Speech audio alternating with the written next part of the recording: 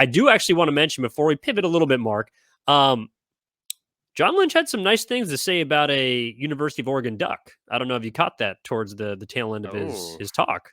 And I Diamador did. Lenore, what'd you think of that? I did not grab that sound for us because I figured if I did, you would laugh me off the podcast because it's not worth I mean, I was visiting just what he muted for said. 30 seconds, but that's fine. But yeah, he had some really positive things to say about Diamador Lenore, and it kind of got me thinking, Evan, what does this mean for that free agent discussion we had last week? Last episode, earlier this week about Jimmy Ward and the solution I gave for not re-signing Jimmy Ward is move Diamador Lenore to the to the nickel corner spot, which Jimmy Ward held this season, and then re-sign Emmanuel Moseley, who of course had a really good start to the season, but then tore his ACL early in that game against the Carolina Panthers. And the thought is you should be able to get him maybe under potential market value because that injury probably suppresses his market a little bit. It happened early enough in the season that you would expect him to be healthy relatively early in the year, if not the entire season. And maybe that's a economical solution for the 49ers. And then Nick Bosa was on Richard Sherman's podcast via The Volume, and he offered this about the Niners defense this offseason. We're going to be attacking on D. We got dogs at every level, especially this year. I think Fred and Dre have taken another step, which is kind of scary. And then we got Charvarius back there. E-Man will be back. So it's only up from here. E-Man will be back, Evan. Going to be back.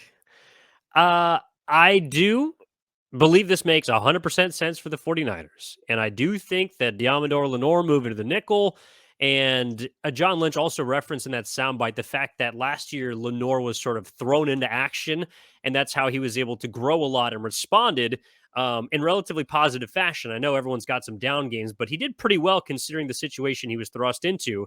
And I think something could be similar next year if he's put in a position at the nickel spot, which he is maybe a little more familiar with, but obviously is going to be a change from which he played last year. As far as Emmanuel Moseley is concerned, I only offer a piece of advice, which is be careful what you wish for, specifically when it comes to players coming off of injury. Now, I don't doubt that Emmanuel Moseley can be a great corner, but coming off an ACL tear, and we've seen 49ers defensive backs, specifically Jason Verrett, who have had trouble with certain tears, injuries. Not to say that a guy like Moseley has had the track record of a Jason Verrett, who of course had injuries even going back to college. But I would temper expectations for a guy that had that serious of an injury in the next season, because obviously you got Mooney Ward, Charvarius Ward on the other side, who's a dominant number one. I think a lot of people will be expecting Moseley to regain the form that he found before his injury. And to me, that's a little bit higher than I would personally expect. And so that number two corner position could also be one that Lenore might have to slot back into if Moseley isn't ready, assuming, of course, that he's coming back, which it sounds like the smaller bear and former or reigning defensive player of the year, Nick Bosa, believes he will be. Yeah, I do think there's a possibility that Nick Bosa is unaware, or at least at the time that he said that on the Richard Sherman podcast, again from the Volume, that he was unaware that Emmanuel Moseley is a free agent, and perhaps he was just referring to the fact that he'll be back from his injury. I think that's a possibility that he wasn't saying he thinks the Niners are going to re-sign him. Perhaps he just wasn't aware. But I also would imagine, I mean, Emmanuel Moseley in the Niners, facilities all season, even after the ACL tear, rehabbing and getting work in.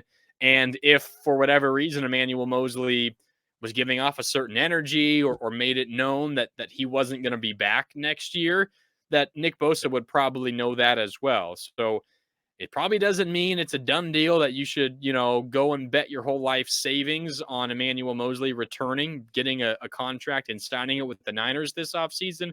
But it certainly doesn't mean that he's not coming back. It probably means that it's a good sign for him. That might mean it's a bad sign for Jimmy Ward, though. There are always kind of a give and take with these things. So we will see, but I do think that is a viable solution. You are right, though. There is a chance. I mean, maybe even abilities aside, Evan, maybe he doesn't regain that, peak level. But also there's a chance, I mean, he might not be ready until, say, week 5 or something. And I don't know.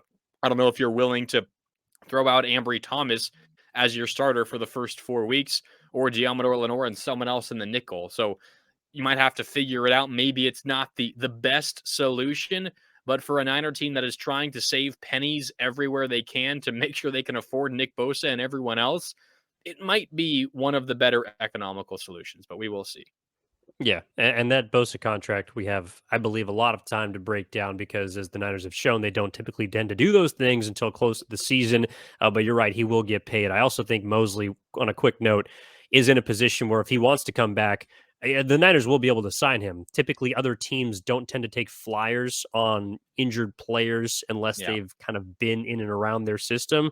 So the 49ers, in my opinion, get first dibs on Moseley, and the fact that he's hurt might also suppress some of his financial concerns.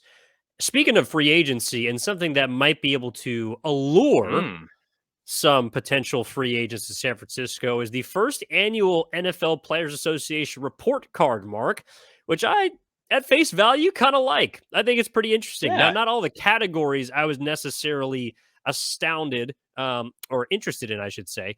But the fact of the matter is that among the 32 teams, among the grades that are broken down into treatment of families, food service and nutrition, the weight room, strength coaches, training staff, and finally training room, the 49ers ranked 7th of the 32 teams among all of these grades. I'll give you first serve as to what you kind of gleaned from this, as well as perhaps also what some of the other teams didn't do in the face of how well the Niners graded. So obviously when I see this, again, it's a bunch of players offering their thoughts on all these different categories that you mentioned. And this is also, locker room and team travel were the two that I left out. Yeah, so it's the accumulation of all these players. I think the number is 1,300 total players, total NFL players contributed to this report. And, for each team on each of those categories, they gave them a letter grade. And again, it's just an average of all of the grades that all the players offered. First, my instinct, you go and look at what your team did, and the San Francisco 49ers, as you mentioned, 7th, had a handful of A's. One thing that stood out was that the training room was the Niners' worst graded thing at a C+. But for me, Evan, one of the other, after I look at what my team is and how they did, I look at some of the more embarrassing teams, and one of them does reside in the NFC West.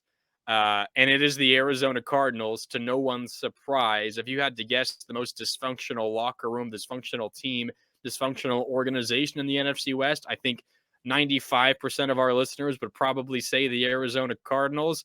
7 categories. The Cardinals received an F or worse, because F minuses exist in this poll. 4 of their 7 categories received an F or an F minus, including for the Arizona Cardinals in their treatment of their families, food service and nutrition, the weight room. 5 Fs. I said 4. 5 Fs of the 8 categories. I can't do simple counting here. But treatment of families, food service, nutrition, weight room, training room, and locker room, all Fs or F minuses for the Arizona Cardinals. So maybe it's just who I am, Evan. But as much as I'm looking for the positives from my team, I'm also looking at some of the embarrassment and the negatives from some other teams. And the Cardinals are right up there with everyone else in terms of looking terrible from this report card. Well, and if I can kind of add on to the punching bag that's been the Arizona Cardinals in this segment, Jonathan Gannon, you got a lot of work to do, buddy. Oh my God! The strength, to put this in perspective, also the strength staff was their best grade, right? A minus. The 49ers as well also received, I believe, an A, so slightly above, right? The 49ers ranked The 49ers were tied for 10th. So that means even though the Arizona Cardinals were an A minus, which sounds like a good grade, they were still middle to lower end of the pack in their best possible grade. I also love the fact that you can give a team an F minus. I feel like that is duly deserved.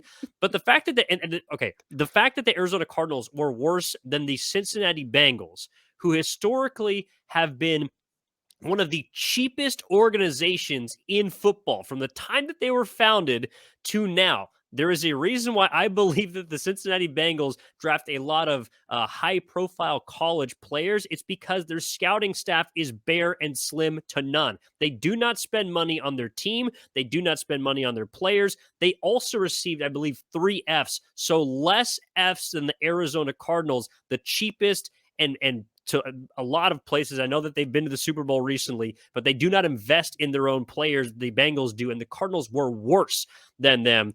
So shout out the 49ers, I guess, for not being in that group. Although it sounds like they do need some bigger cold tubs in the training room from what people were saying. Yeah, to be fair to the Cardinals, they did not receive ultimately the worst total grade. That belongs to the Washington Commanders, but that's a given. The Commanders will come in last in these things, as always. So the Cardinals not being last really isn't much of an accomplishment. The top, you mentioned the 49ers 7th. Some expected names for me at the top, but a couple of surprises as well. The Vikings overall number 1. The Miami Dolphins 2, Raiders 3, Texans 4, Cowboys 5th, Packers 6th, and then the 49ers 7th. You have a lot of really proud franchises that have had a lot of success, specifically Niners, Packers, Cowboys stand out, but the Texans up there kind of surprised me, and the Vikings number 1 overall was surprising. I suppose their brand new stadium up in Minnesota, in Minneapolis, probably helps out. They have great team facilities, but they take care of their guys as well. But I don't know, it's kind of illuminating to hear the player's perspective and things like this, Evan. While maybe we didn't have the way to correctly quantify this from a player's perspective in the past, I think you'll start to see some trends perhaps line up with free agent decisions and where certain players go because of something like this. Obviously, we didn't have this report card in the past, but it was known among players. I mean, they're all friends, they're all part of this fraternity. They know, hey, I really enjoyed my time with the Texans. That doesn't necessarily mean they're going to get every free agent, but perhaps they might get more players than a really bad team would otherwise. So something like this probably allows us to make some of these connections with some decisions that players will make in free agency. I think I'm a little more wait and see on that than you. And one of the reasons I think the grades are a little telling that the players, of course, the 1,300 that you mentioned, the only categories that they did not bury were the staff. So the guys that they work with on a daily basis. Only 2 teams in both the strength staff and the training staff categories received failing grades. Everyone else got pretty much a B or an A. However, the treatment of families, nutrition, weight room, training room, and locker room, the things that are controlled by the higher powers and that the players do not typically deal with on a daily basis, were the ones where they could be a little more, let's put it honestly, or revealing with some of their grades. So I'm not sure how much I read into it, but it is interesting, and it's nice to see the 49ers in the top 10 for sure. And that's something I would expect from a quality organization. So we'll definitely, I don't know, who knows? And you could be right. There could be some connection in the future, and who knows? We'll see if a guy like, I don't know. Well, actually, I don't have a free agent off the top of my head, Marc, but maybe there's a guy who cites specifically the training staff or the locker room, or maybe not in the Niners case, the training room, but I don't know, the treatment of family and something like that. So there's probably too many variables here to really say, oh, CJ Gardner-Johnson, the corner for the Eagles, he signed with so-and-so because he loves their training facilities. Like there's too many variables to go through here, but maybe if you get a large enough sample size, I mean, I guess it's also easy to say. I mean, a lot of the teams at the top of the list are known generally as good franchises. Like that's just kind of the expectation for a lot of those teams. So it's probably something we already knew for the most part as well. But I'll be interested to kind of keep an eye on that, and maybe it gives a little insight into what certain players value perhaps more over others.